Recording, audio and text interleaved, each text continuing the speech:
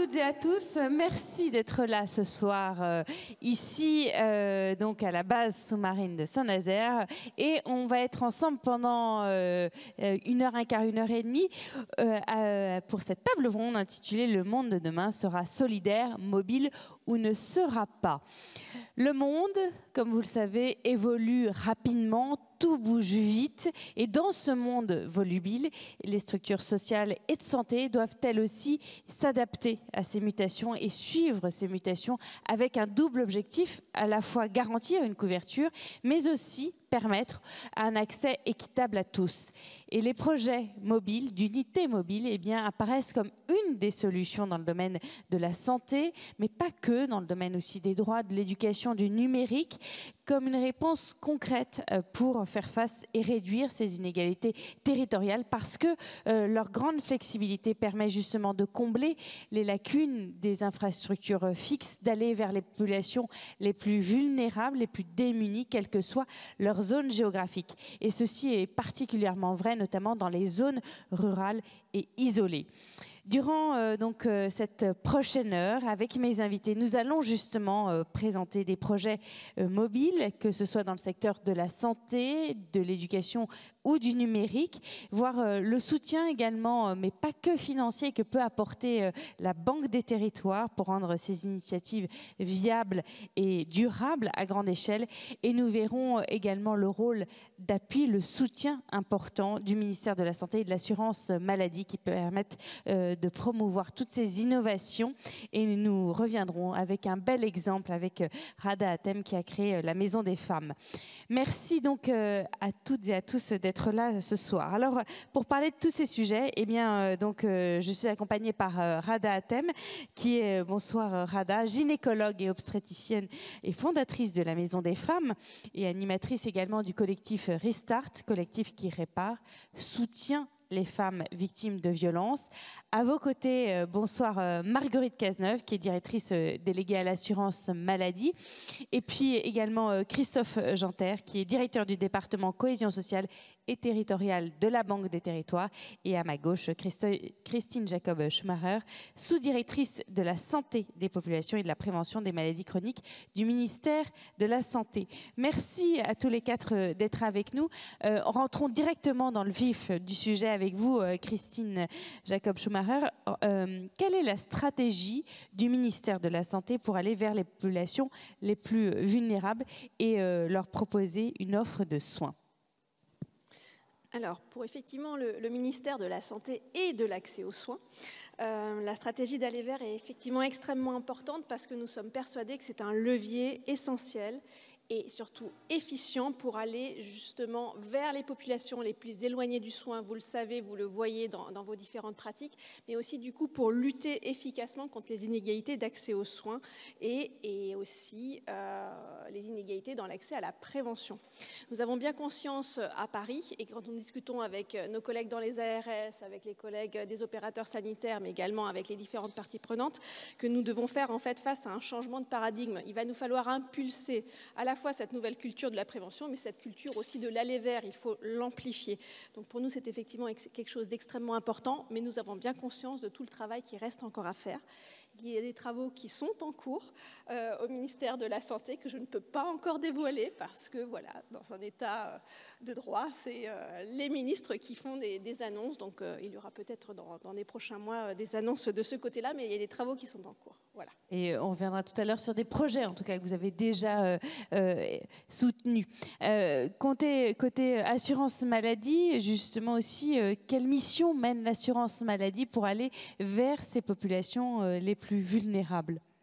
Alors, merci beaucoup d'avoir invité l'assurance maladie, parce que la mission de l'assurance maladie, c'est d'assurer un égal accès de tous les citoyens à un système de santé d'excellence. Et donc, on a une vocation universelle qui doit être rappelée. Et la manière dont on travaille, c'est l'universalisme proportionné. Et donc, couvrir tout le monde, soigner tout le monde. Et puis, évidemment, aller mettre plus d'efforts pour aller chercher ceux qui sont le plus loin des droits et le plus loin des soins. Donc ça, c'est quelque chose qu'il faut rappeler. Alors vous le savez, mais c'est vrai que souvent, quand j'interviens dans des tables rondes, on dit l'assurance maladie, c'est le financeur ou c'est l'assureur. L'assureur, le but du jeu, c'est d'éloigner le risque lourd, d'éloigner le risque grave. Nous, c'est le contraire. C'est-à-dire que notre mission, c'est d'aller chercher ceux qui, au contraire, représentent un risque le plus important. Et donc, on a cette vocation d'aller vers, d'aller chercher. Et donc, on a une mission qui existe depuis longtemps, qui s'appelle la MISAS. Donc, dans chacune des CPAM, vous avez une mission d'accès aux soins et aux droits.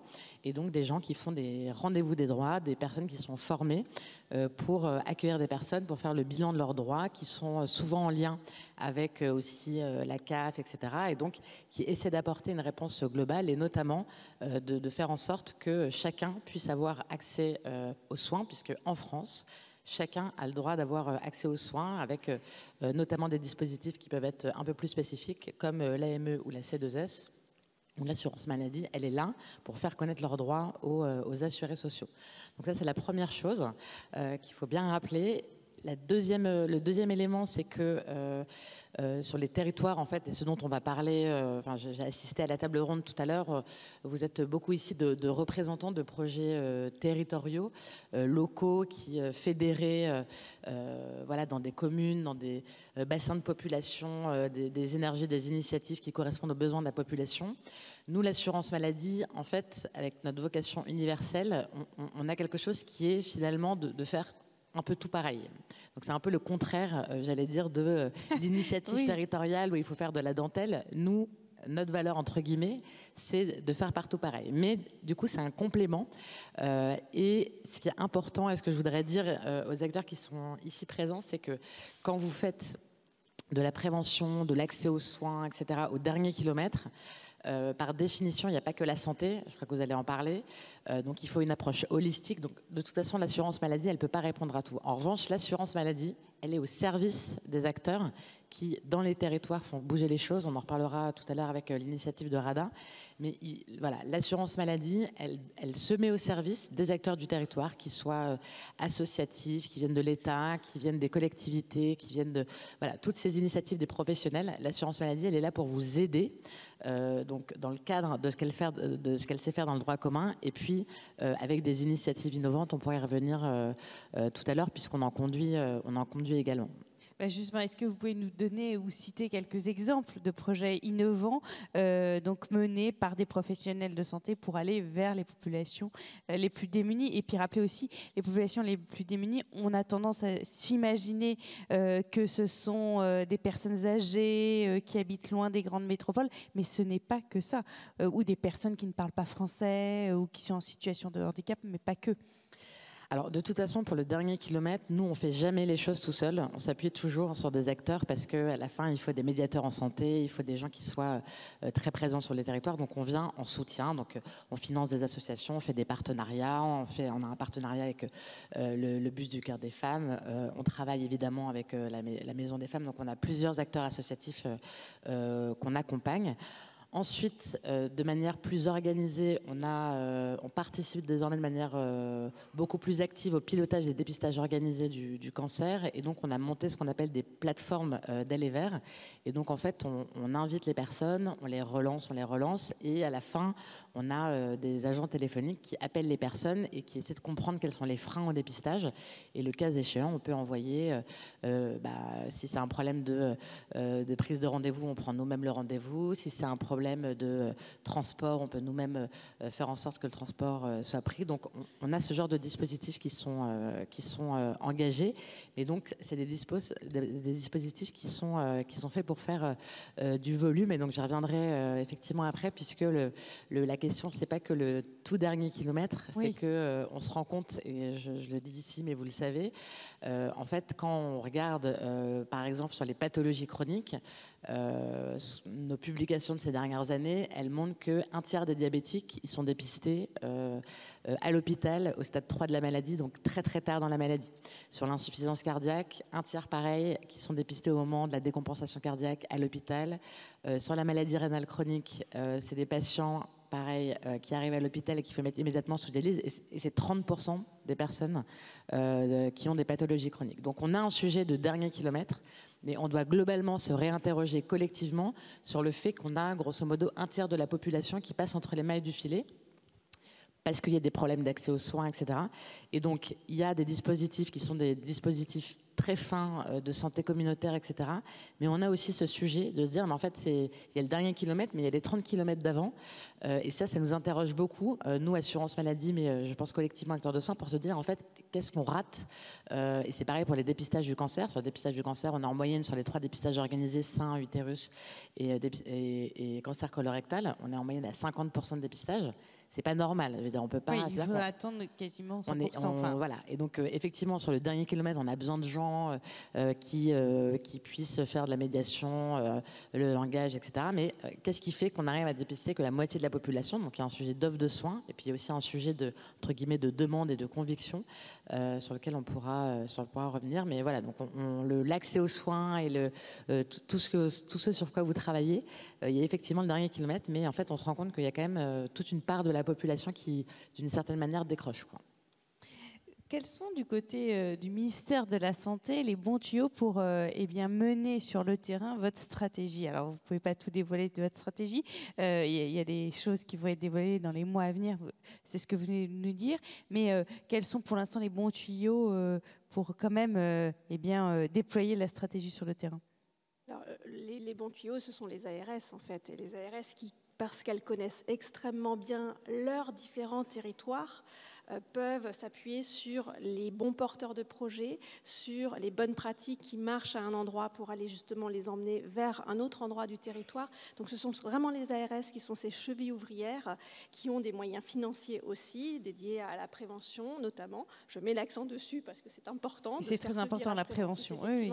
Et ce sont vraiment, j'encourage les porteurs de projets à se rapprocher de leurs ARS pour voir quels sont encore les moyens que les ARS ont pour justement amplifier les initiatives qui viennent du terrain et voir si effectivement elles collent aussi avec les objectifs que les ARS se fixent pour leur territoire. Alors, parmi des initiatives innovantes, mais qui datent maintenant, mais en 2016, figure celle donc de Rada Hatem.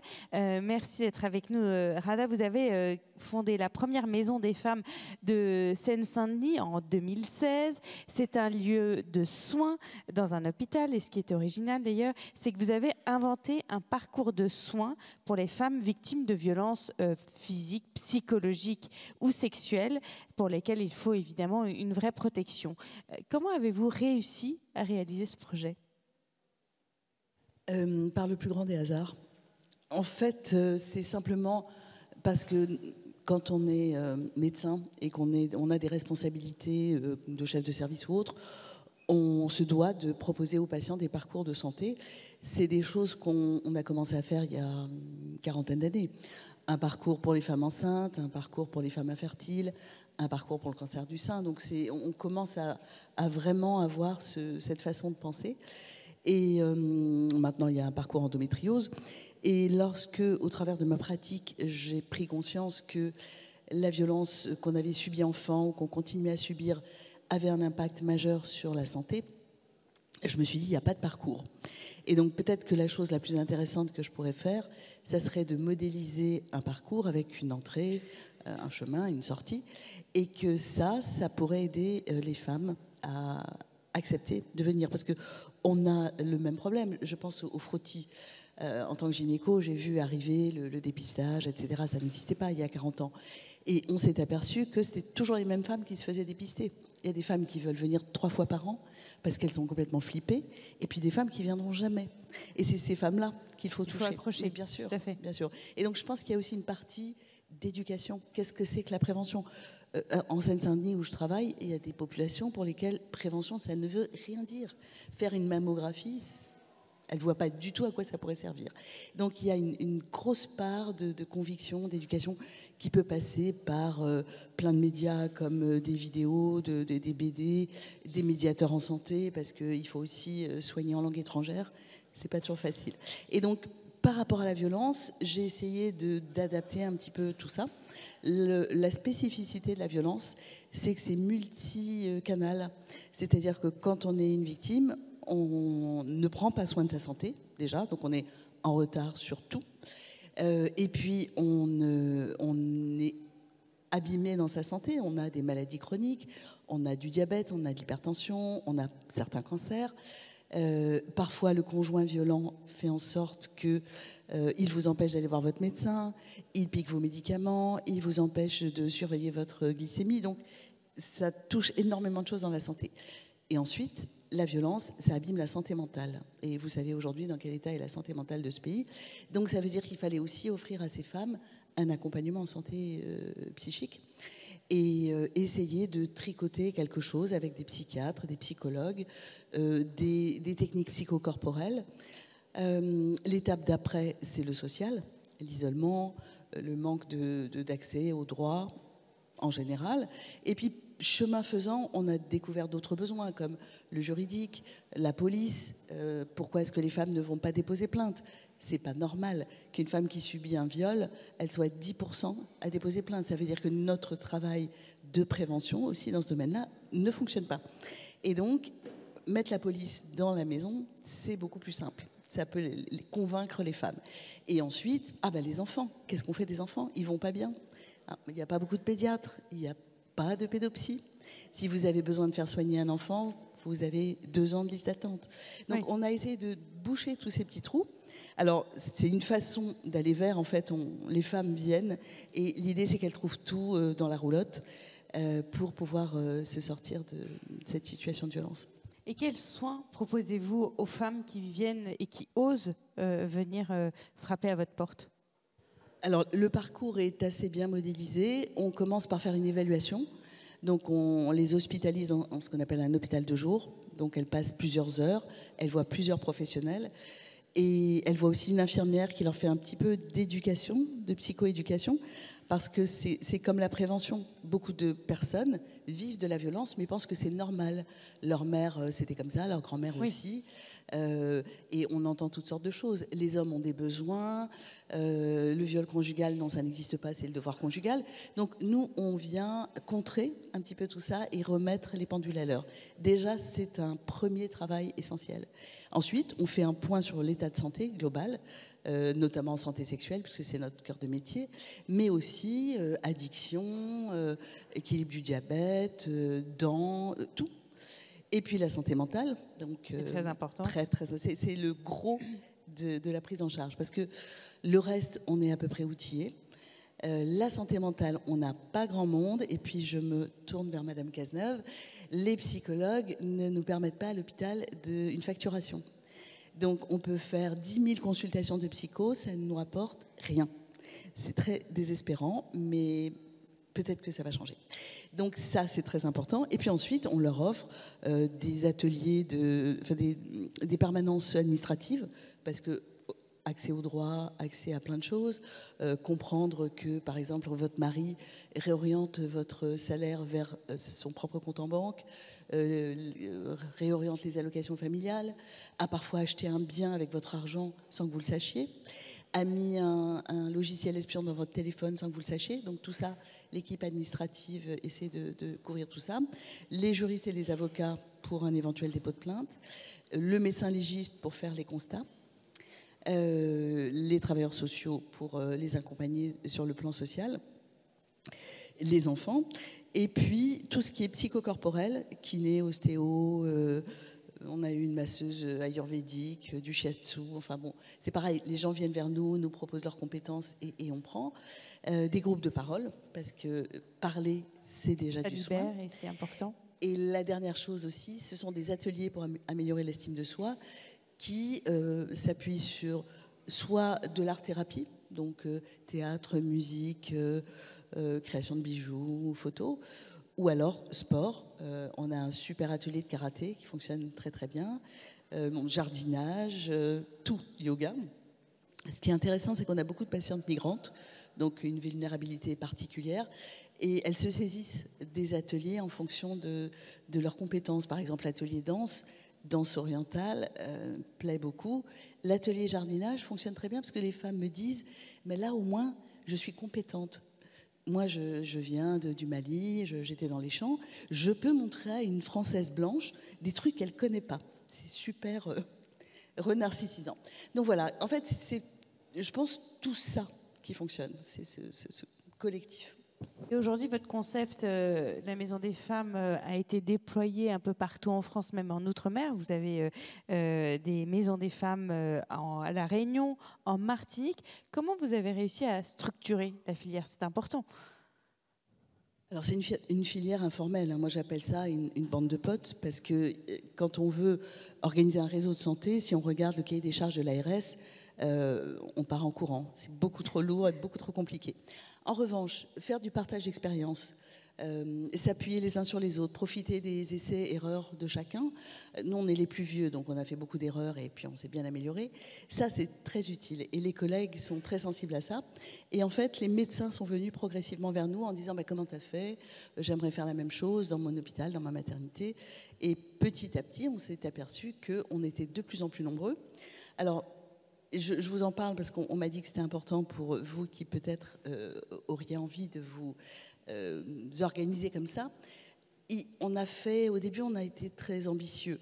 On ne voulait pas que le concept soit dévoyé, donc on a fait une charte très, très, très contraignante. Et puis petit à petit, on a assoupli les règles parce qu'on s'est dit, en fait, même si les gens ne font pas exactement comme nous, ben, ce n'est pas grave. L'essentiel, c'est qu'il y ait une offre de soins pour la violence disponible le plus largement possible en France. Donc aujourd'hui, il y a une charte assez peu contraignante. Il y a des critères, comme par exemple bénéficier d'un financement par l'ARS, sans quoi on ne prend pas les gens dans le groupe. Pourquoi? Parce que le financement de l'ARS veut dire que le cahier des charges a été à peu près correctement rempli et qu'il y a une petite garantie de pérennité. On a un petit socle. Les ARS donnent entre 150 et 200 000 euros par an pour ces maisons. Et puis maintenant, on essaie de faire du plaidoyer ensemble, donc par rapport à l'assurance maladie. Et puis on signe aussi des conventions avec des ministères comme le ministère de l'Éducation nationale. Alors là, pour le coup, c'est vraiment de l'aller vers les collèges, vers les lycées, pour déconstruire les stéréotypes de genre et parler de la violence intrafamiliale, parce que on ne leur apprend pas à faire l'amour, contrairement à ce que pensent les parents. On essaie de leur apprendre à respecter leur corps, respecter celui des autres et ne pas accepter qu'on les violente. Donc ça, c'est intéressant. On a aussi, avec le ministère de la Justice, une convention qui nous permet d'accueillir les personnes victimes de viol. Et ça aussi, ça pourrait être intéressant de l'avoir dans des camions, parce que quand on est victime d'un viol dans une zone très rurale et qu'on n'a pas envie d'aller au commissariat et que c'est loin, qu'est-ce qu'on fait? On rentre à la maison, on se lave, on jette ses habits, on fait partir toutes les preuves. Alors que s'il y avait la possibilité d'aller voir un soignant a priori bienveillant, voilà, on pourrait, nous, faire des prélèvements dans le vagin, dans l'anus, dans la bouche, etc., garder des preuves qui sont essentielles pour le dépôt de plainte. Donc ça, c'est aussi un partenariat. Et là, on vient de signer un partenariat avec le ministère des Armées, parce que, je ne sais pas si vous avez vu, mais il y a quelques mois, il y a eu un énorme MeToo armé, où les femmes militaires ont commencé à dire « ça suffit ». Le viol ne fait pas partie de nos missions de policières, de gendarmes et de militaires. Et donc, on nous demande de former toutes les équipes militaires, tous les cadres militaires, pour que, justement, ça ne devienne plus quelque chose de banalisé. Donc, aussi, c'est de la prévention. C'est une forme d'aller vers. C'est aussi de l'éducation, très important. Beaucoup. Et pour mieux structurer aussi votre filière, vous avez créé un collectif Soigner, Partager, le collectif Restart. C'est quoi ce collectif exactement? C'est justement cette bande de potes, c'est-à-dire que chaque unité qui s'est créée dans un hôpital appartient au collectif si elle remplit les critères dont je vous ai parlé. Ça a deux intérêts: partager tout. Être plus fort en termes de plaidoyer, par exemple.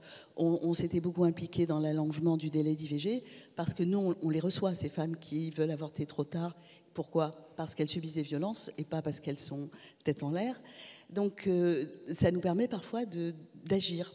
Et puis, l'autre intérêt, c'est qu'on a des mécènes, pour le moment assez riches et pourvu que ça dure, qui ont accepté de financer les structures émergentes. Donc on a des mécènes qui donnent 150 000 euros par an pendant 3 ans à chaque maison qui se crée. Et donc ça, rajouté à ce que donne l'ARS et rajouté à ce qu'on peut aller chercher dans son écosystème immédiat, ça permet de survivre parce que la T2A et toutes les cotations ne permettent absolument pas de faire fonctionner une structure comme ça.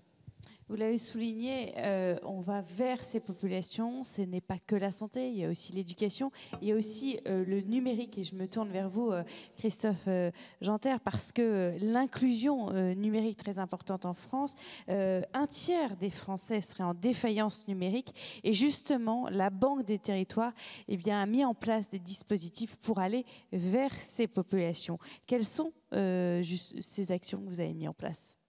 Bonjour à tous.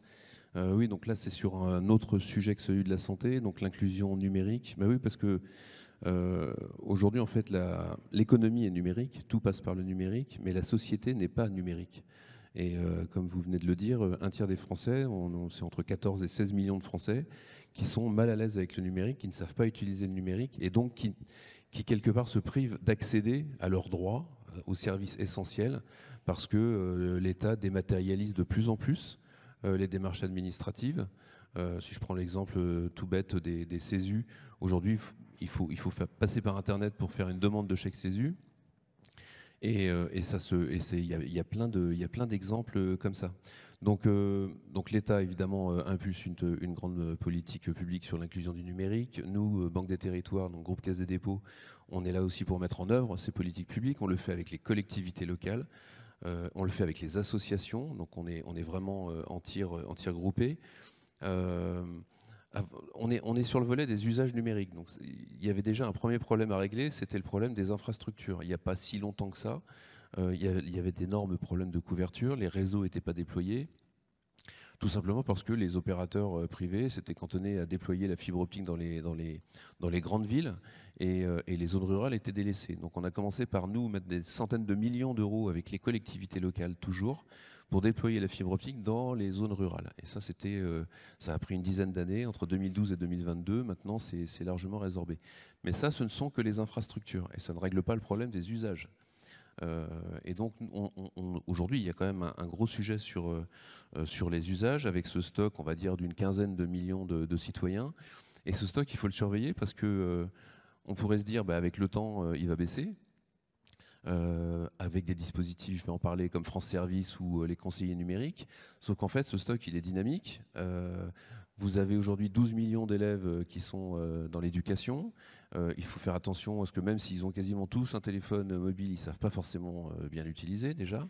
On parle d'inclusion numérique et parfois on parle d'intrusion numérique, donc il faut savoir maîtriser tous ces usages.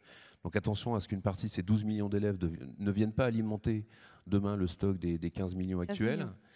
Et puis en fait, il y a vous, il y a nous, il y a tout le monde en fait dans cette salle, où en fait le numérique, il n'est pas acquis une fois pour toutes. Vous avez l'intelligence artificielle qui arrive. Oui, c'est ce que j'allais dire. Donc, qui va véritablement. On va faire partie des 15 000, on va rajouter. Mais on en fera. Il va falloir être très très vigilant. Ça va révolutionner les usages du numérique et il va falloir se former. Et donc en fait, pour toute une partie, en tout cas de la population active, il ne s'agit pas de se dire aujourd'hui je suis à l'aise avec le numérique, c'est acquis et demain. Donc c'est vraiment la formation tout au long de la vie. Alors qu'est-ce qu'on a mis en place pour accompagner, en tout cas aujourd'hui, ce stock de 15 millions? Il y a le dispositif France Service. Oui. C'est quoi France Service? C'est 2800 lieux qui sont déployés partout sur le territoire, y compris dans les zones rurales, et qui placent chaque citoyen, où qu'il soit sur le territoire, à moins de 20 minutes d'un lieu France Service. France Service, en fait, ce sont des lieux qui permettent d'accompagner les citoyens dans leur démarche administrative en ligne. Donc il y a déjà 11 opérateurs nationaux, à commencer par l'assurance maladie. La CNAM, l'assurance maladie. Et donc c'est un des 11 opérateurs. Il y a aussi l'assurance vieillesse, il y a aussi France Travail, l'ancien Pôle emploi, il y a les allocations familiales, il y en a 11. Et donc en fait, les citoyens peuvent aller dans ces lieux France Service à moins de 20 minutes de chez eux, mais quand même 20 minutes, il faut quand même le faire. Et donc on va forcément venir sur les dispositifs itinérants, oui. Mais ça permet d'accompagner ces citoyens dans leur démarche administrative. Donc aujourd'hui, il y en a 2800, il y en aura 3000 d'ici la fin de l'année. Et je pense qu'on atteindra une cible. On n'en mettra pas plus parce qu'on sera, je vous dis, à 20 minutes pour chaque... Vous aurez couvert tout le territoire. On aura bien maillé le territoire. Alors ça, ce sont les structures porteuses de ces France Services, ce sont des collectivités locales, ce sont à nouveau des associations. Et en fait, on va essayer de toujours améliorer les capacités d'accueil de ces lieux sur, donc on va dire, les 3000. Et nous, la Banque des Territoires, on va en accompagner 1000 sur les 3000 pour accompagner, donc améliorer la qualité d'accueil et puis étoffer le catalogue de services que chaque citoyen peut trouver dans ces lieux. J'ai parlé des 11 opérateurs nationaux. Ça représente à peu près un peu plus que la moitié des démarches qui sont accompagnées dans ces lieux. Et l'autre moitié, en fait, ce sont des services locaux. Donc tous les services, et ces services locaux, évidemment, ils diffèrent d'un lieu à l'autre, puisque ça dépend de la spécificité de chaque territoire. Donc on va toujours améliorer ces services locaux pour coller au plus près des besoins, que ce soit des jeunes, que ce soit des seniors, que ce soit des personnes en situation de handicap ou autres. Et alors sur la partie donc, dispositif itinérant, il faut savoir qu'il y a déjà quand même 146 bus dans les 2800 sites, 146 bus qui sillonnent les territoires pour justement aller vers la population. Donc il y a un certain nombre de bus sur le parking que je suis allé voir tout à l'heure. Il y en a 146 pour ces démarches administratives, on en a financé à peu près 117. Et en fait, on essaie d'aller encore un cran plus loin pour avoir aux attentes en fait, des citoyens. Et pour avoir des dispositifs itinérants qui sont encore plus innovants, plus durables, plus inclusifs. Donc on a lancé un AMI, un appel à manifestation d'intérêt, où on a retenu 23 lauréats. Il y en a d'ailleurs 2 dans la région des Pays de la Loire, un à Viers que je connais bien, qui est une toute petite commune de moins de 2000 habitants, mais j'y ai des attaches familiales, et puis un autre en Vendée. Et en fait, on parle de quoi? On parle de véhicules électriques, ok, mais on parle aussi de vélos, on parle de triporteurs pour aller sur les marchés, pour aller dans les galeries commerciales, au plus près des citoyens. Il y a également des dispositifs qui ont été retenus sur des visites à domicile. Alors là, on ne peut pas faire plus qu'en termes d'aller vers, où là, on travaille avec des associations qui font du service d'aide à domicile ou des auxiliaires de vie sur des services de soins infirmiers à domicile, les SSIAD. Et puis, comme dans le groupe Caisse des dépôts, il y a la Poste, et que la Poste est présente sur un énorme maillage territorial aussi. On travaille aussi avec la Poste et donc des postiers et donc des bureaux de poste mobiles qui sont en fait, on les appelle bureaux de poste itinérants. Ce sont des camions qui se déplacent, qui vont offrir tous les services de la Poste, mais aussi les services France Service, donc les toujours 11 opérateurs nationaux plus autres. Il y a 5 départements aujourd'hui où on expérimente ce dispositif. Il n'y a pas encore dans les Pays de la Loire, parce qu'il y en a dans l'Orne, le Gers, le Jura, la Creuse et la Haute-Marne. Mais en fait, on va chercher à dupliquer ces expérimentations dans tous les départements. Donc j'ai bon espoir que typiquement la Loire-Atlantique sera bien desservie demain. Et puis peut-être, j'ai parlé de France Service, et sans vouloir perdre tout le monde dans la salle, il y a un deuxième dispositif qui s'appelle les conseillers numériques. Les conseillers numériques, on n'est pas sur les démarches administratives en ligne. Les conseillers numériques, il y en a 4000 en France, donc là ils sont aussi très très près des citoyens. Mais alors c'est tous les gestes numériques du quotidien. On n'est pas du tout sur... par exemple, je viens d'acheter un téléphone, c'est mon premier téléphone, je ne sais pas comment le paramétrer. Par exemple, je n'ai pas de boîte mail, je voudrais me créer une adresse mail, ou je voudrais en mettre une pièce jointe dans un mail, je ne sais pas comment faire. Par exemple, j'ai entendu parler de WhatsApp, il y a des groupes familiaux, moi je ne sais pas. Bon, ce type d'exemple, donc c'est pour ça qu'on appelle ça les gestes quotidiens du numérique. Donc il y a, au-delà des 3000 sites France Service, il y a les 4000 conseillers numériques qui sont là pour aller sur tous les gestes numériques du quotidien, pour accompagner les citoyens.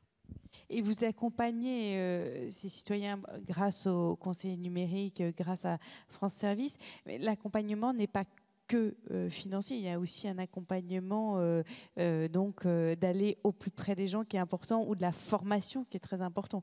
Parce que quand on pense Banque des Territoires, Caisse des dépôts, on pense forcément argent et financement. Mais il n'y a pas que ça.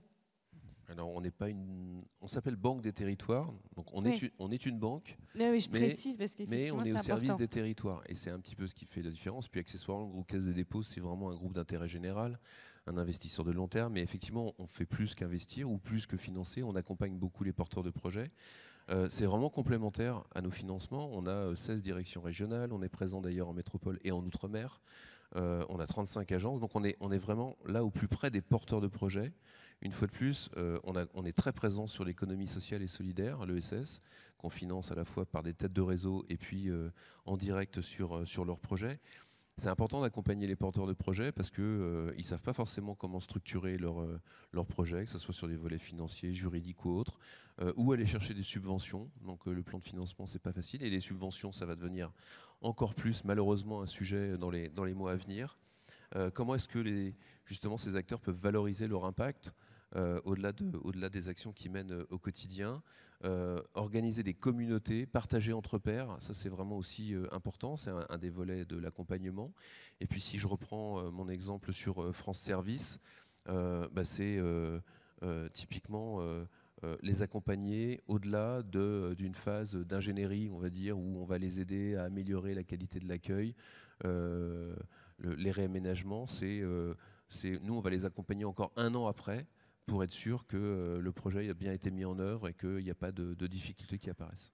Oui, c'est un projet sur le long terme. Vous vouliez réagir, Marguerite Cazeneuve ? Oui, peut-être aux 2 interventions. Je pense que ce qui est très important, et pour tous les acteurs ici présents, c'est de se dire que par définition, ce que vous faites, c'est de l'innovation sociale, et donc ça sort des clous.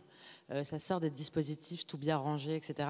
Mais c'est pas parce que ça sort des clous qu'il ne faut pas, entre guillemets, émarger au financement, aux aides qui relèvent de la sécurité sociale et de la sécurité nationale. On a la chance en France d'avoir une sécurité sociale qui couvre tout le monde. Et donc, on discutait tout à l'heure avec le Marsan. Donc, en fait, j'ai compris que c'est pas l'assurance maladie qui finançait le dispositif. C'est dommage. Je veux dire, en France, tous les soins sont couverts par l'assurance maladie. Et donc, mon petit conseil par rapport à ce qui a été dit, c'est qu'en fait, quand on fait de l'innovation sociale, où en fait, de toute façon, c'est pluridisciplinaire. Oui.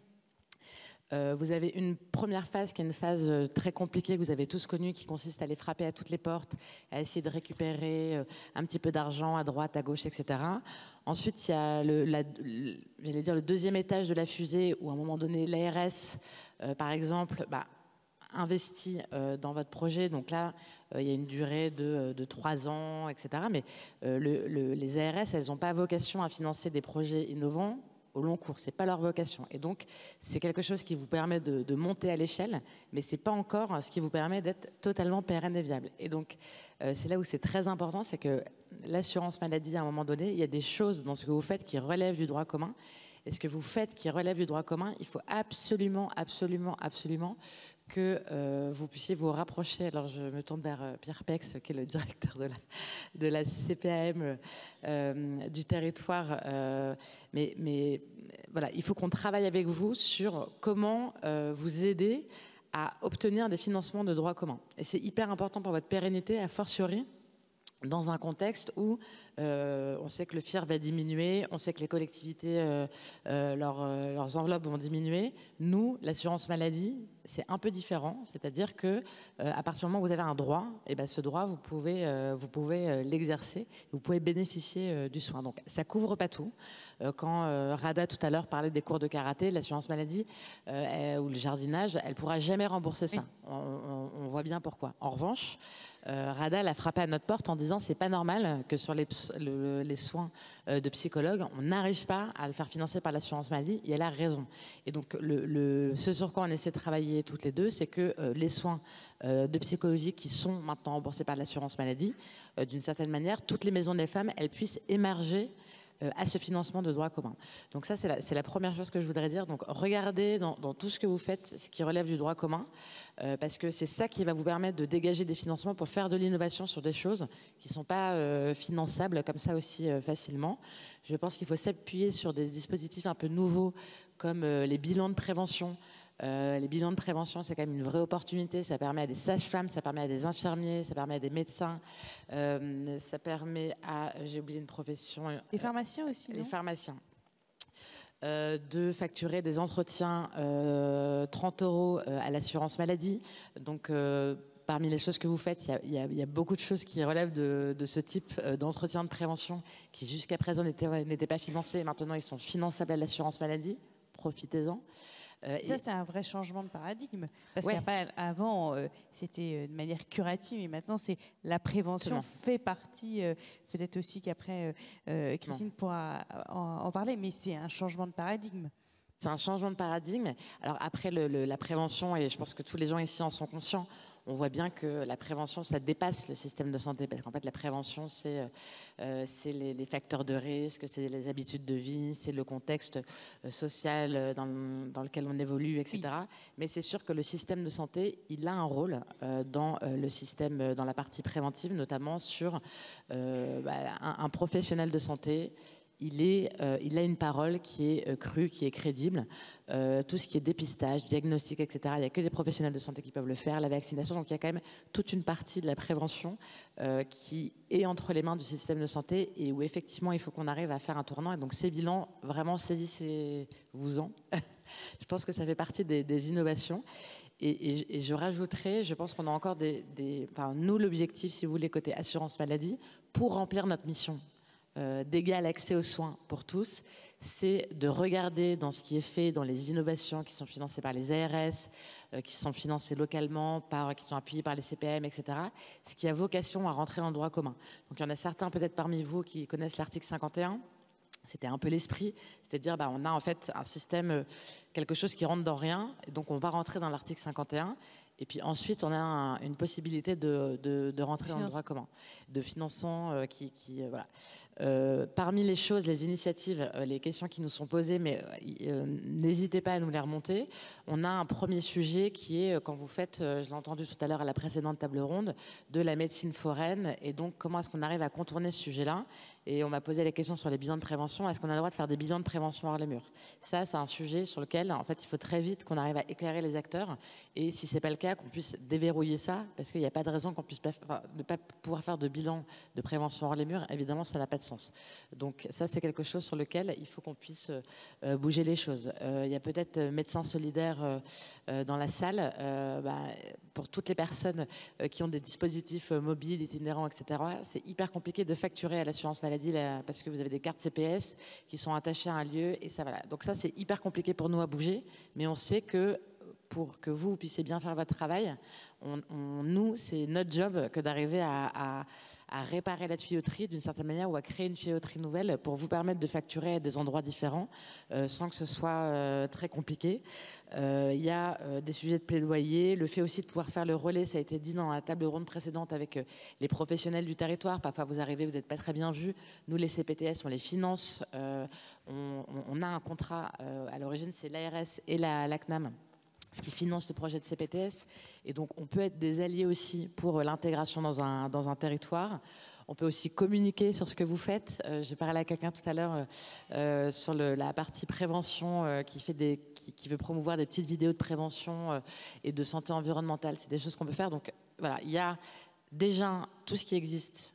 Et il faut vous appuyer là-dessus, parce qu'heureusement qu'on a un système solidaire sur lequel on peut s'appuyer. Solide. Et voilà, solide, encore solide. Je crois vraiment qu'on a une institution et des institutions qui sont là, qu'il y a une continuité de l'État, de la sécurité sociale. Et la deuxième chose, c'est que là où vous rencontrez des difficultés par rapport aux institutions, aux administrations, etc., c'est pas forcément facile pour nous, mais il y a des choses qu'on peut essayer de faire, et on a déjà des projets, notamment sur ce sujet de carte CPS. Voilà, donc donnez-nous aussi du travail sur ce dont vous avez besoin pour faire ce que vous faites, j'allais dire, au service des assurés sociaux, parce que c'est à la fin, vous êtes une délégation de service public pour l'assurance maladie, puisque vous permettez l'accès aux soins de tous.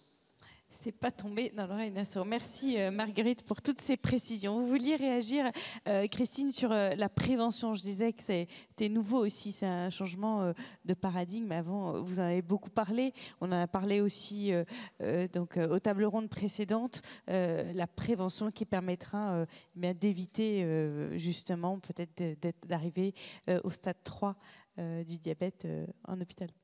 Exactement, donc la prévention, c'est vraiment notre objectif collectif. Il faut qu'on arrive à convaincre nos compatriotes d'aller vers ça, d'intégrer la prévention au quotidien dans leur vie. Alors la prévention, on en fait quand même en France depuis longtemps. La vaccination, c'est quand même une grande politique de prévention qui marche. et qui a sauvé des millions de vies sur le globe.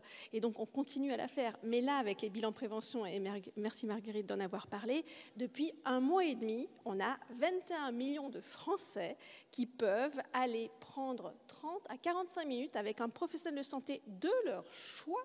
On n'est pas obligé, en tant que femme, d'aller voir son médecin traitant. Si on veut aller revoir sa sage-femme, pourquoi pas, on peut y aller.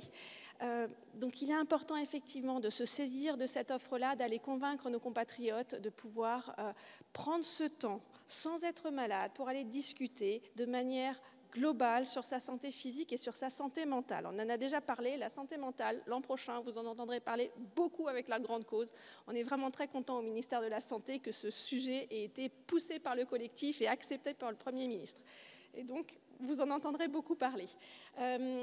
Pour revenir donc sur ces bilans prévention qui n'ont qu'un petit mois et demi, on les a lancés début septembre, mais en fait les Français s'en sont quand même un petit peu emparés avant parce que le dispositif, grâce aux travaux qu'on a menés, ministère Santé et Assurance Maladie, il était déjà activé en fait depuis janvier et on a quand même déjà 16 000 Français qui sont allés voir des professionnels de santé pour en faire. On a plus de 120 000 Français qui ont rempli leur auto-questionnaire sur Mon Espace Santé. Donc on voit quand même qu'effectivement, ça prend, qu'il y a une envie, effectivement. Et alors les bilans prévention, laissez-moi juste vous dire qu'effectivement, c'est santé physique, santé mentale, mais c'est une approche complètement holistique. Il y a aussi effectivement les modes de vie, les environnements de travail, à la maison, est-ce qu'il y a de la pollution intérieure, mais il y a aussi l'accès aux droits, il y a aussi la lutte contre les violences sexuelles et sexistes. Parce que dans les auto-questionnaires, la personne, que ce soit un homme ou une femme, va effectivement pouvoir cocher, oui, elle a peut-être été victime d'une violence sexuelle ou sexiste, et elle a envie d'en parler. Et là, le professionnel de santé, dont on sait que pour certains c'est difficile de poser ce genre de questions, il a en fait une accroche, il va pouvoir en parler beaucoup plus facilement. Et on a aussi formé nos professionnels de santé pour qu'ils puissent mieux en parler. On leur a remis dans un petit livret, certes 70 pages, mais bon, la santé holistique, ça prend de la place. Voilà, ils ont le rappel, ils ont des éléments de langage pour aborder ces sujets-là. Voilà, donc là avec les bilans prévention, 21 millions de Français cette année. Je remercie encore l'assurance maladie qui va envoyer des mails d'invitation aux 12 millions de Français qui ont rempli leur adresse mail. Mais les autres, il faut aussi les convaincre que même sans papier de l'assurance maladie, ils peuvent y aller. Voilà. Et c'est très important. Merci pour ces précisions. Christophe, vous avez beaucoup parlé de l'inclusion numérique, mais la Banque des territoires est aussi présente en matière de santé. Est-ce que là aussi, vous pourriez nous citer quelques projets sur lesquels vous avez investi ou accompagné sur le territoire ? Oui, parce que finalement, ce que j'ai dit sur l'inclusion numérique, c'était sur les déserts administratifs. Et on retrouve la même chose sur les déserts médicaux. Mais d'ailleurs, il y a encore d'autres types de déserts dans les zones rurales, donc il y a beaucoup de sujets. Donc si on veut parler de l'accès aux soins et aux déserts médicaux, on fait face à au moins un double défi. Il y a la transition démographique avec le vieillissement de la population, donc, et ça concerne tous les territoires. Et puis évidemment, tout à l'heure a été évoqué les pathologies, maladies chroniques, qui sont de plus en plus nombreuses. Et forcément, l'axe préventif, il est essentiel là-dedans. Donc, bon, on essaie d'identifier les bons acteurs déjà pour déployer des réseaux de centres de santé dans les territoires. On en a déployé au moins 2, un qui s'appelle Cardioparc, qui consiste à déployer des réseaux de centres de cardiologie, oui. Qui sont encore aujourd'hui très insuffisants. J'entendais tout à l'heure 2 ans pour prendre un rendez-vous dans une spécialité, mais alors cardiologie, je pense qu'ils sont bien placés aussi dans le classement. Et puis un autre. On parlait de dermato tout à l'heure, mais il n'y a pas que. Non, il n'y a pas que.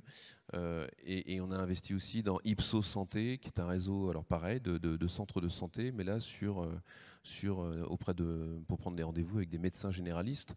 Donc là, ça concerne encore plus de monde, mais ça permet de pallier à ces déserts médicaux. Donc ça, c'est sur le déploiement de centres de santé. On essaie aussi d'attraper le sujet solutions numériques, forcément. Et solutions organisationnelles. Quand je dis organisationnelles, c'est comment gagner du temps médical.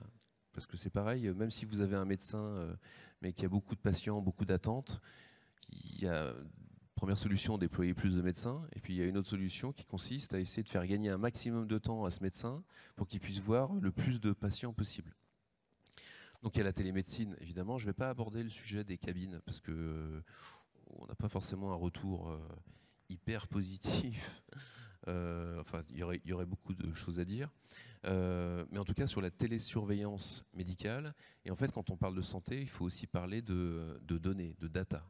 Oui. Et puis tout à l'heure, j'évoquais l'intelligence artificielle, et il faut savoir aussi que l'IA va être très utile, très précieuse dans la détection, dans les diagnostics, et va l'analyse effectivement de résultats. Et va faire gagner du temps aux médecins. Typiquement, on a investi dans Eudokia. Eudokia, c'est en fait une société qui permet d'autonomiser le plus possible l'assistant médical.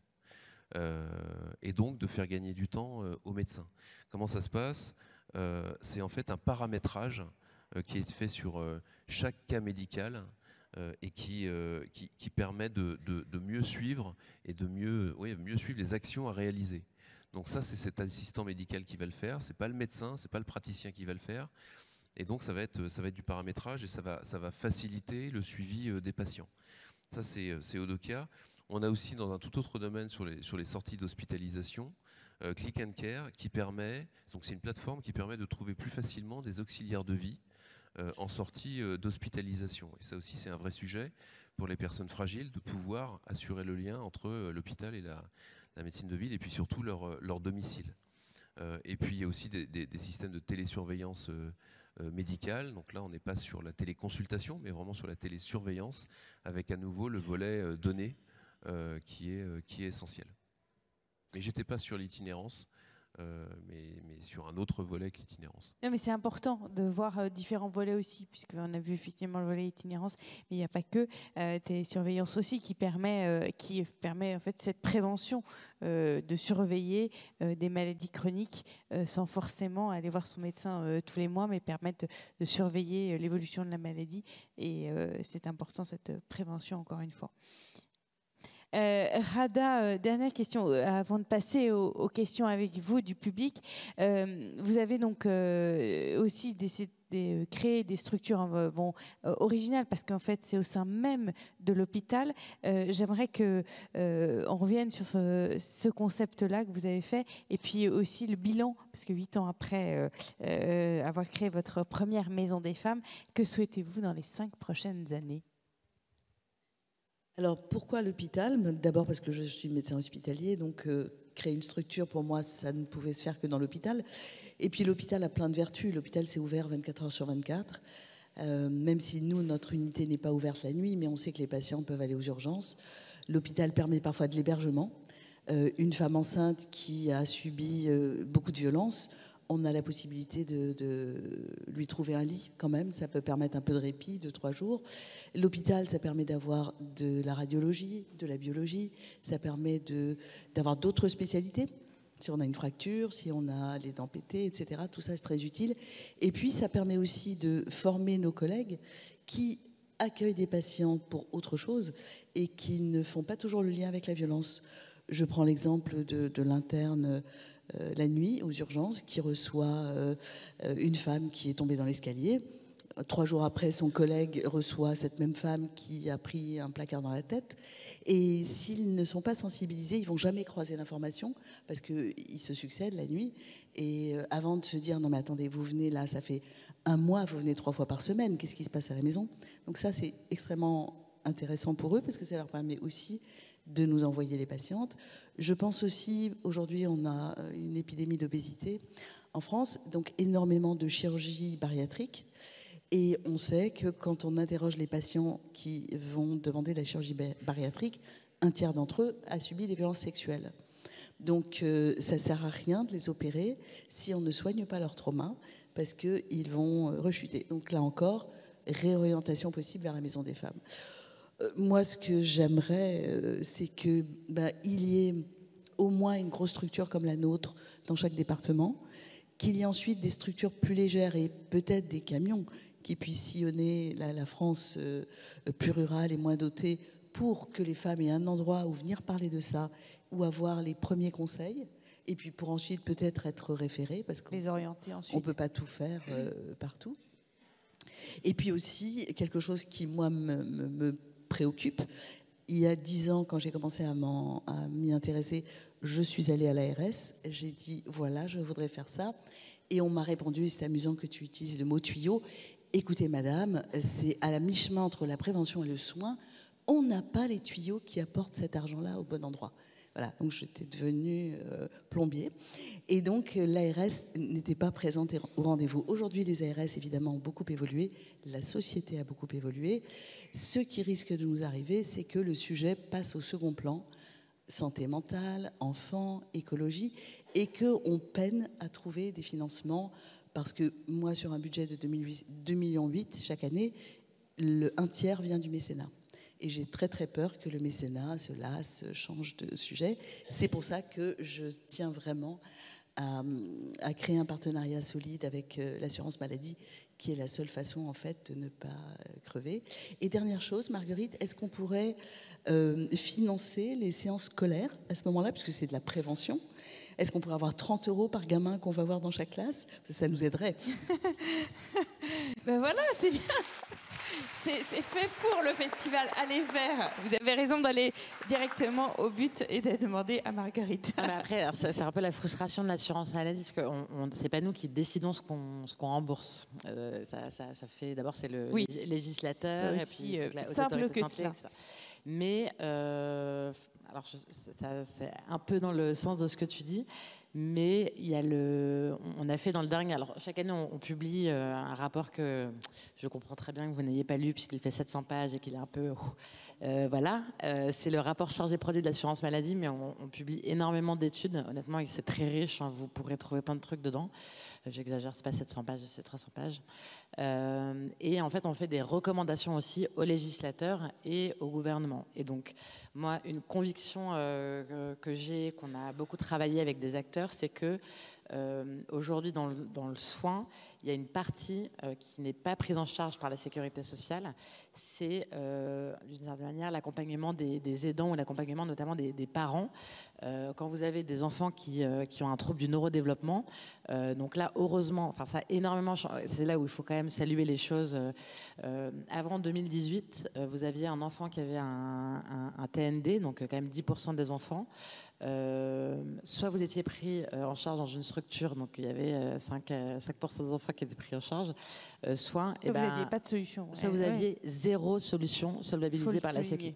Et donc il n'y avait que les parents qui étaient qui avaient des moyens de payer une psychologue, un psychomètre, etc. Mais voilà. Donc aujourd'hui, alors c'est pas encore, on n'a pas encore tous les enfants, etc. Mais on a ce qu'on appelle des plateformes de coordination et d'orientation dans tous les départements de France. Et donc tous les enfants qui sont repérés avec des signaux d'alerte du trouble du neurodéveloppement, ils sont adressés à ces plateformes. Et nous, Assurance Maladie, on a fait quelque chose de nouveau. On a remboursé des professionnels qu'on n'avait pas l'habitude de rembourser. Donc nous, normalement, on conventionne au niveau national, on conventionne avec les médecins, on conventionne avec les sages-femmes, etc. Tout ça, ce sont des professionnels qui sont conventionnés par l'assurance maladie. Les psychomotriciens, les psychologues, les ergothérapeutes, ce ne sont pas des professionnels de santé qui sont conventionnés avec l'assurance maladie. En revanche, avec ce dispositif, donc on a démarré sur l'autisme, mais on va l'étendre.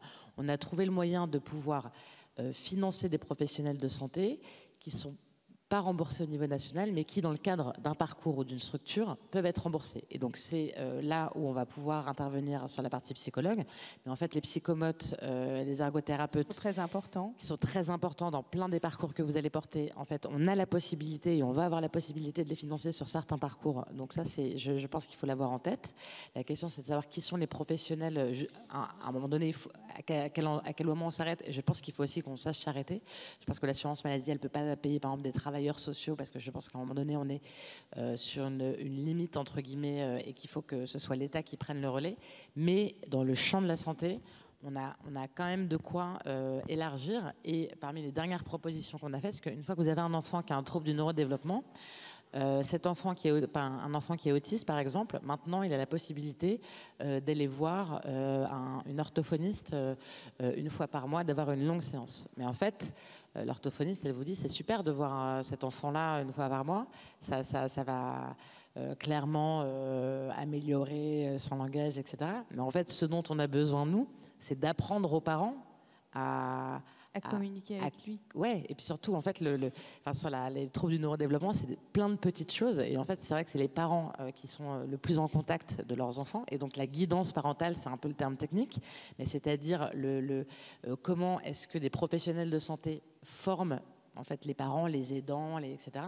Ça, aujourd'hui, c'est pas remboursé par la sécurité sociale. On a proposé que ce soit remboursé d'abord dans le cadre des troubles du neurodéveloppement, mais je pense que c'est un truc assez puissant, c'est de se dire, ce que fait Rada Hatem, il y a le soin direct au patient, mais en fait la sensibilisation, la formation d'un employeur, en fait tout ça, c'est des choses qui aujourd'hui ne sont pas remboursées par la sécurité sociale, mais en fait ça peut faire partie du parcours à un moment donné que de former des intermédiaires, et en l'occurrence pour les parents, c'est très important quand il s'agit d'un enfant malade, c'est que le parent sache lui-même faire les petits exercices de rééducation. Et c'est ça qui fait que la trajectoire de développement, elle rattrape une courbe quasiment normale en quelques années, quoi. Oui, la formation est très importante et l'éducation aussi. On revient sur ces thèmes-là finalement, prévention, formation, éducation, et pourquoi pas aussi de l'intégrer directement, les orthophonistes ou les psychomotes, aux écoles, mais ça c'est un autre sujet. Vous vouliez ajouter quelque chose ? Peut-être juste pour réagir sur ce thème-là, qui effectivement tient aussi à cœur, parce que c'est la santé des enfants, et plus le repérage et le dépistage sera réalisé tôt, plus les chances pour l'enfant seront augmentées. Je peux vous annoncer pour le coup que l'actualisation du carnet de santé, je suis pas sûre qu'on vous entende bien. L'actualisation du carnet de santé donc a été réalisée. Donc à partir de janvier, il y aura les nouveaux carnets de santé qui vont arriver dans les maternités, avec des grilles justement pour aider les professionnels de santé au cours des différents examens obligatoires de l'enfant pour repérer plus rapidement en fait ce type de trouble. Donc là aussi, on améliorera la santé des enfants, mais la santé mentale aussi des parents. Voilà. Et on amènera plus de patients pour l'assurance maladie. Merci beaucoup pour toutes ces nouveautés. Donc 2025 va être une très bonne année, hein, très bon Kruiseski. Non, faut pas s'emporter. En tout cas, il y a une volonté, et on le sait bien avec ce festival d'Aller Vers, de faire bouger les lignes. Et on le sent à travers vos discours, que c'est que collectivement qu'on va réussir à faire bouger les choses, parce que tout seul dans son coin, on n'y arrivera pas. Donc aller se tourner vers l'ARS, par exemple, entre autres, pour avoir les bons financements, rencontrer aussi les personnes qui ont déjà créé des collectifs pour avoir leur retour et aller dans la bonne direction. Merci à tous les quatre. On va peut-être passer maintenant aux questions avec vous, parce que j'imagine qu'elles vont être nombreuses. Sinon, moi, j'ai plein d'idées dans ma tête. Donc, n'hésitez pas à lever votre main. Là-haut, déjà.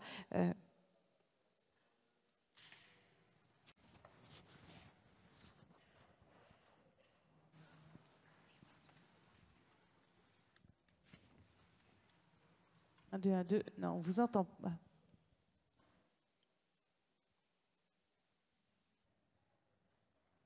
C'est la technique.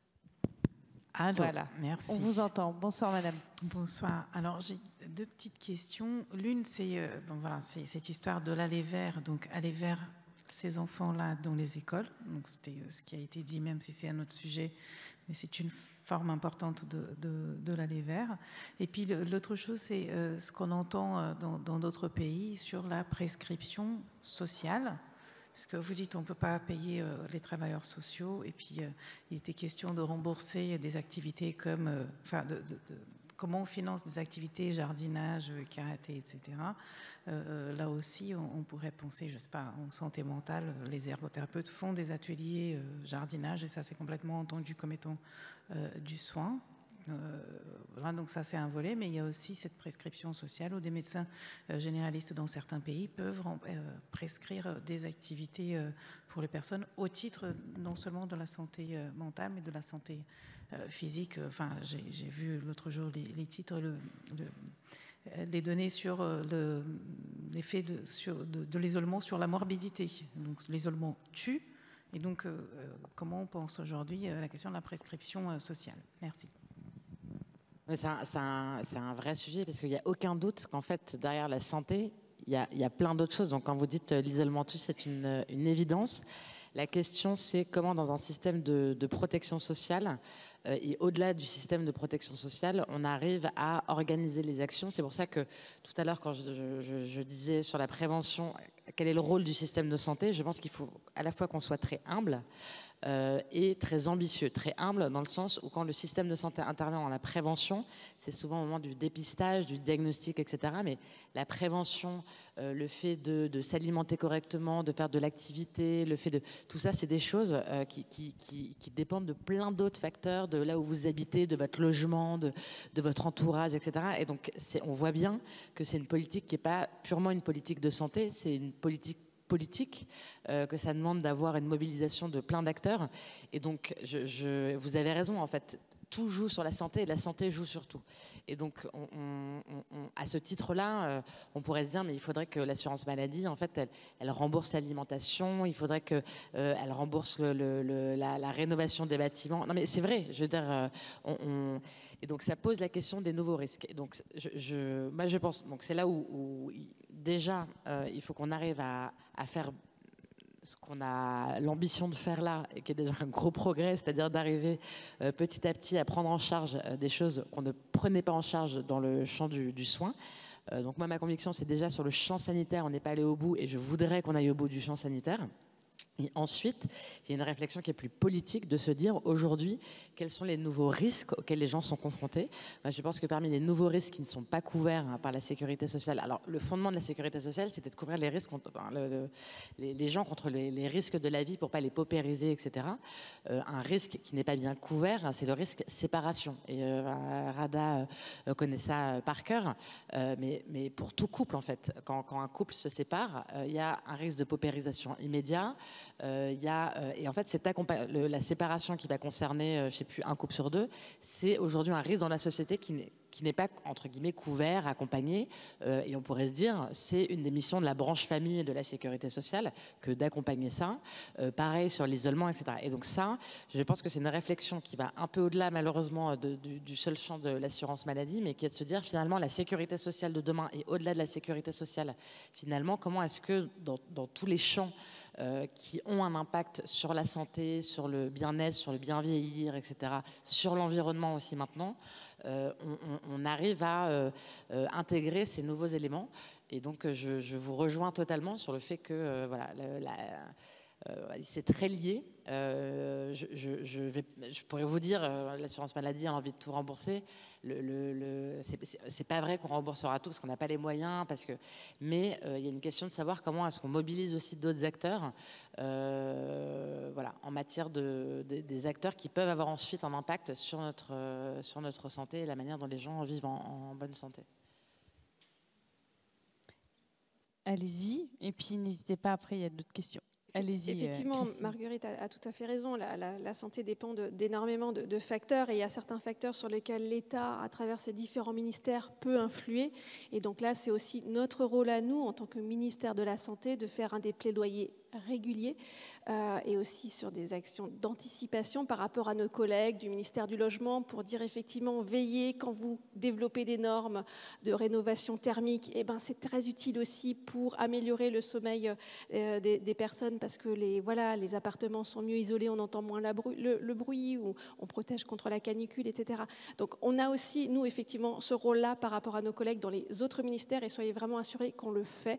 On le fait et on va encore le faire plus parce qu'avec la grande cause santé mentale, en fait, c'est tous les ministères qui vont devoir déployer une feuille de route ministérielle et donc je me doute bien qu'ils n'auront pas forcément toujours plein d'idées, donc on sera là pour les alimenter et leur dire, et vous avez pensé à ce point-là et ça, etc. Le travail de nuit, par exemple, qui empêche beaucoup de travailleurs de dormir confortablement.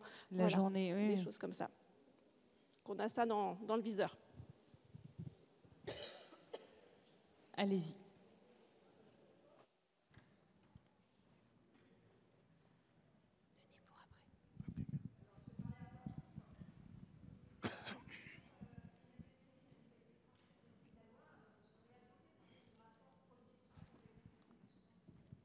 Désolée, on ne vous entend pas bien. Ouais.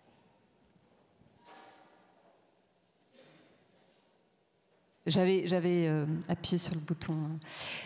Bonjour, donc Emmanuel Caillé de la Mutualité Française des Pays de la Loire. Donc j'aurais vraiment beaucoup aimé, à la veille du PLFSS, échanger avec vous sur le rapport et charges 2025, enfin à venir. Mais ce n'est pas le sujet. Mais je suis ravie, vous avez beaucoup, toutes et tous, évoqué la question de la prévention. Et je pense que ce matin, dans les échanges, ça faisait partie aussi des éléments qui étaient un petit peu en fil rouge. Et donc, oui, il y a la question du financement. Vous avez abordé les financements aujourd'hui accordés au CPTS. Je rappelle juste que c'est 30 à 40 centimes par habitant qui sont consacrés aux activités de prévention. Et aujourd'hui, c'est quand même très peu à l'échelle des bassins de territoire et des problématiques de santé publique qu'on rencontre pour pouvoir avoir des accès, en tout cas des activités structurantes sur le long terme, parce qu'on le sait que c'est aussi... tout l'impact de la prévention et de la promotion de la santé, c'est de travailler sur un temps long qui est aujourd'hui quand même pas forcément dans les canaux ou les synapses de nos organisations. Et aussi faire le lien avec mon bilan santé. Donc effectivement, le bilan prévention santé qui est juste tout neuf, donc on n'a peut-être pas assez de recul, est probablement une bonne chose, mais interroge aussi au regard de ce qu'on s'est dit ce matin sur la capacité de qui va pouvoir bénéficier et qui va être... aujourd'hui solliciter les professionnels de santé. Vous l'avez dit, il y a un courrier qui est envoyé, on est certains d'entre nous peut-être ici à l'avoir déjà reçu, mais on a aussi une difficulté d'accès, c'est-à-dire que peut-être les gens qui sont aujourd'hui les plus isolés vont recevoir le courrier dans le meilleur des cas, vont probablement peut-être pas le comprendre et puis auront la même difficulté que pour la détection du cancer colorectal, que l'accès aux mammographies qu'a évoqué Rama Adem, la difficulté en fait de l'accès. Et je pense qu'aujourd'hui dans les dispositifs de prévention, sous impulsion de l'État, des collectivités, des acteurs aujourd'hui, on a quand même cette question de la mise en œuvre en fait qui est aujourd'hui problématique et qui voilà, et le nerf de la guerre de l'engagement de la plupart des acteurs ici de répondre à ça. Et je trouve que l'exemple de la Maison des Femmes est extrêmement important. Et je trouve peut-être une des solutions et qui nous rassemble aujourd'hui, c'est de faire collectif. Rada Hatem, vous l'avez évoqué. Comment est-ce qu'on arrive à faire bouger les lignes des grosses organisations que sont voilà, nos systèmes de protection sociale. C'est probablement cette faculté à mesurer l'impact de nos activités, et donc, parce que ce qui n'est pas mesuré n'existe pas, pour pouvoir être financé dans le long terme. Mais voilà, je pense que c'est quelque chose qui est probablement l'enjeu de la rencontre d'aujourd'hui, mais moi, vraiment, c'est la question de l'accès. Il y a des dispositifs existants, mais comment est-ce qu'on arrive à résoudre la question de trouver le bon public avec la bonne réponse? Oui, mais pour les bilans prévention, en fait, on a intégré cette réflexion dès le début et on a demandé aux ARS, et elles vont le faire progressivement là, de développer justement des actions d'aller vers. Donc chaque ARS va regarder en fonction de son territoire des types de publics, plutôt rural, plutôt urbain, mais des quartiers des prioritaires de la ville, etc., pour justement aller mettre en œuvre concrètement sur le terrain. Et en fait, on a besoin aussi de Santé publique France qui est en train de finaliser justement de la documentation adaptée pour ce type de public, parce qu'on sait qu'il y a beaucoup de personnes qui sont aussi dans le déni de la santé, qui sont aussi dans le refus en fait d'aller vers le soin, et donc il faut là aussi, probablement avec des médiateurs en santé, travailler de manière spécifique. Mais le dispositif est très très vaste, il est holistique, et donc on est là d'abord sur la phase de lancement pour la population générale, les 21 millions de Français, donc dans 4 tranches d'âge quand même, 18-25, 45-50, 60-65 et 70-75. Et les ARS vont dans les prochains mois justement travailler sur ces dispositifs d'aller vers. Donc, et point important, puisque vous parlez effectivement de la mise en œuvre, on est quand même dans un état moderne, donc on va procéder à des évaluations et des évaluations assez rapidement pour voir justement ce qui fonctionne bien, ce qui fonctionne moins bien et comment on va améliorer le processus pour que justement il réponde bien à la demande et aux besoins des Français, qu'ils soient dans une démarche proactive pour s'informer sur la prévention ou que justement ils ne le soient pas, mais qu'on arrive à les convaincre. Voilà. Et le dernier objectif quand même des bilans prévention, et ça répondra à la mise en œuvre par l'État ou les porteurs, c'est que en fait on donne toutes les clés aux Français pour comprendre quels sont les grands déterminants de santé. Je crois que si on maîtrise déjà bien sa quantité de sommeil, et que du coup on a envie, on est motivé pour aller faire de l'activité physique. Et j'utilise à dessein pas le terme de sport, mais d'activité physique. Parce que la génération sandwich, dont nous faisons à peu près tous partie ici, elle a quand même pas beaucoup de temps dans la journée pour aller faire 30 minutes de sport. On va être lucide. Par contre, l'activité physique, ça, on arrive à caser ça quand même. Donc sommeil, activité physique, une nutrition correcte, équilibrée, qui n'est pas forcément quelque chose de cher si on achète des produits locaux et de saison. Ça vous couvre quand même déjà de grands déterminants de santé et ça vous prévient justement l'apparition de maladies chroniques. Voilà. Juste pour dire, je ne crois pas que le bilan de prévention, ce soit l'alpha et l'oméga de la prévention. Je le dis pour être... mais c'est un outil, voilà, c'est un outil supplémentaire qu'on teste.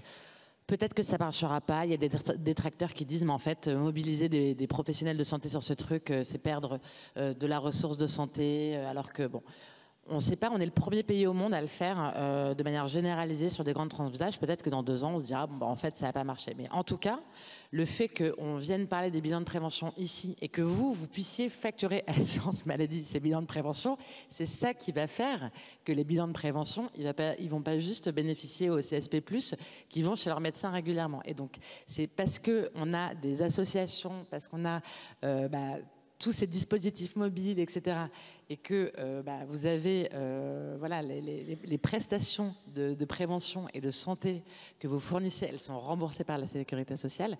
Il faut que vous vous en saisissiez, et c'est ce qui a été dit par le ministère. On va demander aux ARS de se rapprocher de toutes les associations, de tous les gens qui vont vers les publics fragiles, pour que ce soit eux prioritairement qui déploient les bilans de prévention. Et après, voilà, les bilans de prévention, c'est 45 minutes d'entretien avec un professionnel de santé. Est-ce que ça change totalement votre vie? Non. Est-ce que ça peut créer un déclic sur un truc? Oui.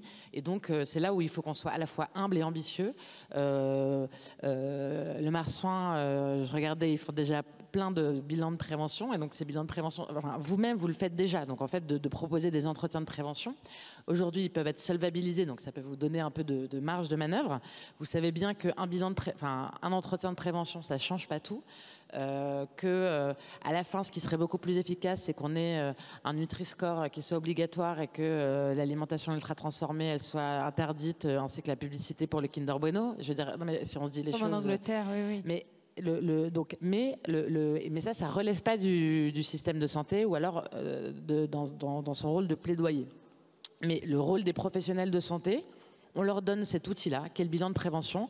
Le ministère a travaillé avec le Haut Conseil à la santé publique pour fournir de la documentation sur plein de sujets, sur la santé sexuelle, sur l'alimentation, etc. Et après, à chaque professionnel, en fonction de la personne qu'il a en face de lui, de voir ce qui peut être intéressant là où il y a quelque chose à aller travailler.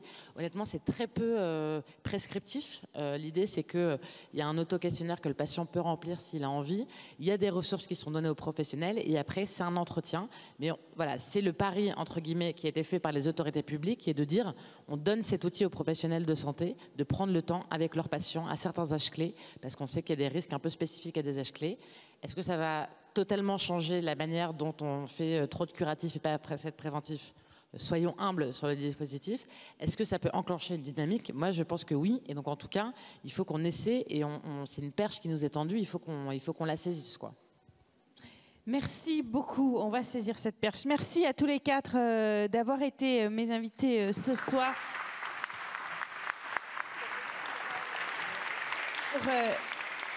Pour cette première édition du festival Aller Vert, et on va donc collectivement faire bouger les lignes, je leur dis, mais c'est important. Et puis aussi d'avoir vu autant de monde à la fois dans le Gers, même de Mayotte, de Toulouse, du centre, enfin bref, c'est donc ce maillage territorial qui permet de voir un peu ce qui se passe à droite à gauche et puis de faire avancer les choses. Merci à tous les 4.